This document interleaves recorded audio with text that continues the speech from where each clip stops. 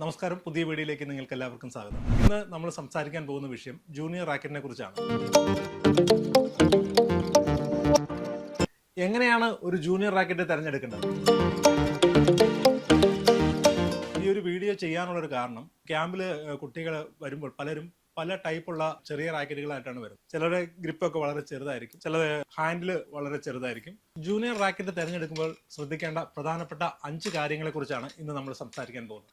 ഒന്നാമതായി ശ്രദ്ധിക്കേണ്ട കാര്യം റാക്കറ്റിന്റെ ലെങ്ത് ആണ്. അതായത് ഒരു കുട്ടിക്ക് അവരുടെ ഏജിന്റെ അടിസ്ഥാനത്തിൽ നമ്മൾ റാക്കറ്റിന്റെ ലെങ്ത് പറയാറുണ്ട്. അവർക്കൊരു ഏറ്റവും പ്രായം കുറഞ്ഞ കുട്ടികൾ, അതായത് ഒരു 5 വയസ്സിനും 7 വയസ്സിനും ഇടയിലുള്ള കുട്ടികൾക്ക് ഒരു 19 ഇഞ്ച് അഥവാ 20 ഇഞ്ച് വരെ 21 ഇഞ്ച് വരെയൊക്കെ നീളമുള്ള റാക്കറ്റാണ് ഉപയോഗിക്കുന്നത്. രണ്ടാമതായി ശ്രദ്ധിക്കേണ്ട കാര്യം ബാറ്റിന്റെ ഹാൻഡിലിന്റെ ലെങ്ത് ആണ്. പലപ്പോഴും കാണാം ചെറിയ ലെങ്ത് ഉള്ള റാക്കറ്റുകളാണ് പല കുട്ടികളും വാങ്ങാറുള്ളത്. അത് വാങ്ങാൻ പാടില്ല.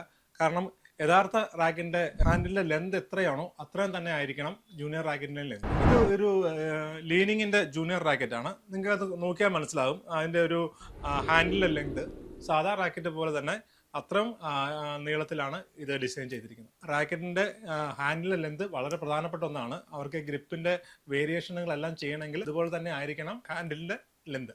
അതായത് നമ്മൾ കുട്ടികൾക്ക് ട്രെയിനിങ് സ്റ്റാർട്ട് ചെയ്യുന്ന ഒരു 5 വയസ്സ് മുതൽ സ്റ്റാർട്ട് ചെയ്യാറുണ്ട്. ഈ 5 വയസ്സ് മുതൽ 7 വയസ്സ് വരെയുള്ള കുട്ടികൾക്ക് പ്രധാനമായും അവരുടെ ഹൈറ്റ് അനുസരിച്ച് വേണം റാക്കറ്റ് തിരഞ്ഞെടുക്കാൻ. നോർമലി അവർക്ക് പറയുന്നത് ഒരു 19 ഇഞ്ച് മുതൽ 21 ഇഞ്ച് വരെയൊക്കെ റാക്കറ്റിന് ലെന്ത് ആകാമെന്നാണ് പറയുന്നത്. മൂന്നാമതായി നമ്മൾ ശ്രദ്ധിക്കേണ്ട കാര്യം റാക്കറ്റിന്റെ വെയിറ്റ് ആണ്. വെയിറ്റ് നമുക്ക് 70 മുതൽ 80 ഗ്രാം വരെ വെയിറ്റ് ആകാം. അത് കുട്ടികൾക്ക് നല്ല രീതിയിൽ റാക്കറ്റ് ഹാൻഡിൽ ചെയ്യാൻ സാധിക്കും. ഒരുപാട് വെയിറ്റ് ഉണ്ടെങ്കിൽ അവർക്ക് ഇഞ്ചുറിയിലോട്ട് പോകാൻ സാധ്യതയുണ്ട്. അതുകൊണ്ട് ഒരു 70 മുതൽ 80 വരെയുള്ള ഗ്രാം നിങ്ങൾ തിരഞ്ഞെടുക്കാൻ ശ്രമിക്കും. ഇതിപ്പോൾ എൻ്റെ കയ്യിൽ ഇരിക്കുന്നത് അലുമിനിയം റാക്കറ്റ് ആണ്. ഇതിന് സ്വാഭാവികമായിട്ടും വെയിറ്റ് കൂടാൻ സാധ്യതയുണ്ട്. നിങ്ങൾ തിരഞ്ഞെടുക്കുമ്പോൾ ഒരു കാർബൺ റാക്കറ്റൊക്കെ തിരഞ്ഞെടുക്കാൻ ശ്രമിക്കുക. അത് വരുമ്പോൾ ഒരു 70-80 ഗ്രാമിൽ നമുക്ക് മാർക്കറ്റിൽ അവൈലബിൾ ആണ്.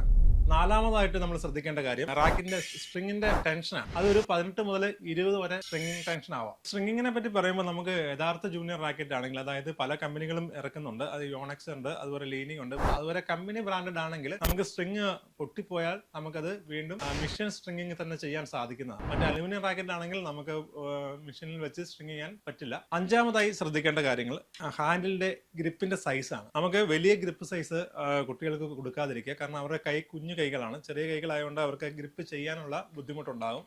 അതുകൊണ്ട് അവർക്ക് ചെറിയ ഗ്രിപ്പ് സൈസ് ഉള്ള ഇതുപോലെയുള്ള ചെറിയ ഗ്രിപ്പ് സൈസ് ഉള്ള റാക്കറ്റിൽ വാങ്ങിക്കൊടുക്കുക. ഒരു G5 തൊട്ട് G6 അതൊക്കെ ആയിരിക്കും ഏറ്റവും അനുയോജ്യകരമായി കുട്ടികൾക്ക് ഉപയോഗിക്കാൻ പറ്റുന്നത്. ഇതിനെല്ലാം പ്രധാനപ്പെട്ട മറ്റൊരു കാര്യമാണ്, നിങ്ങൾ കുട്ടികൾക്ക് റാക്കറ്റ് വാങ്ങിക്കൊടുക്കാൻ പോകുമ്പോൾ കുട്ടിയും കൂടെ കൊണ്ടുപോവുക.